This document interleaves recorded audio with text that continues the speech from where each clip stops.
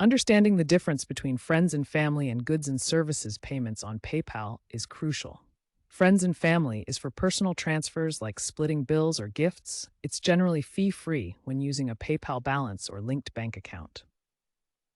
Goods and services is designed for business transactions, such as buying products online or paying freelancers. Sellers pay a fee, e.g., 2.9%, 30 cents in the US, varies internationally. Choosing the correct option ensures you and the other party have the appropriate protections.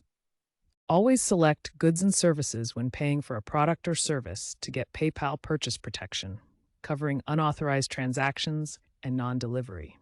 Buyers have protection for up to 180 days on certain claims. If you're sending money to a friend or family member for a personal reason, friends and family is appropriate. Mislabeling transactions, like using friends and family for business to avoid fees, can lead to account suspensions. Be aware of potential holds on funds for goods services, especially for high-risk items or new sellers.